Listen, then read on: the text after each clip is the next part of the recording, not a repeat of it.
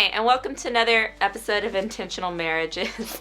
I'm Haley Fisher, and this is my husband Jonathan Fisher, and this is our dog Abby. And today we're going to be talking about empathizing with opposing points of view and what that looks like when you have a different opinion or thoughts than somebody else, but how you can still empathize and connect with them. And the reason we are dressed in our jammies is because we are on day 7 of the coronavirus quarantine. So anyway, our hearts and minds and prayers go out to the families that have been affected by this. But yeah, we're making the most of it. So we're all here, the whole family's here.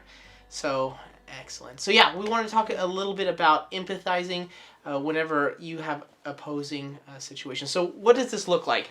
What this looks like is, let's say Haley and I had, let's say I had a different opinion of what needs to be the problem, if you will. So Haley's talking and she's saying that somebody offended her at work, and I was saying, well, I don't think that's supposed to hurt your feelings, or I don't think that's super offensive in that way. And so there's a dynamic there where you have an opposing opinion. But can I still empathize? Can I still feel with Haley as she is feeling those feelings? And I think the answer is absolutely. Now, how do you do that? And so this is a concept that we've come up with, and we think that could be really helpful. So I think that one of the big points is that I think oftentimes people are afraid to do that because they think that means they're telling the other person they're right, or they're correct, or they believe the same beliefs as them. And that's not what it means to empathize with somebody. We can empathize with somebody and still disagree with what they think or what they feel, and still say that that's not true for me. Right. And so this is the example I give. 2 + 2 = 4. We all know that.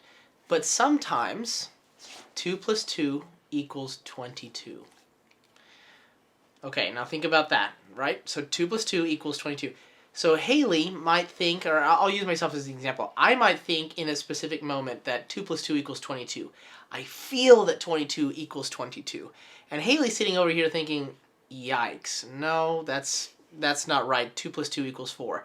But can she still empathize with my feelings about 2 + 2 = 22? Absolutely. We've all been in a situation where we can interpret, I would say, or identify the other person's point of view and see what it would feel like even if we disagree. So what Haley would do is empathize with me about 2 + 2 = 22, and she can actually feel that I really believe that it's 22, and empathize with me and hurt with me about that, or be scared with me, or fear with me, if you will, understanding some of those feelings.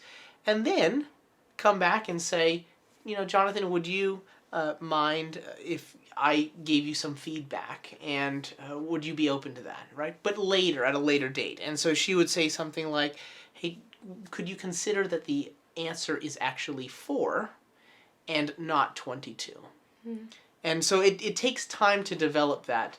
But that's what I would suggest, is you can still feel those things. That doesn't mean you're agreeing with the person, like Haley was saying earlier. So that's, again, just a quick tip for empathy, and specifically empathizing with the opposing party. Okay, so if you like these videos, please subscribe. Please help us get the word out on some of these videos. These are should be helpful for a lot of different people, specifically and especially in marriages. A lot of these concepts can factor towards just any relationship that you have that you want to feel more connected to. So, but thank you guys so much for checking in, and we'll catch you guys next time.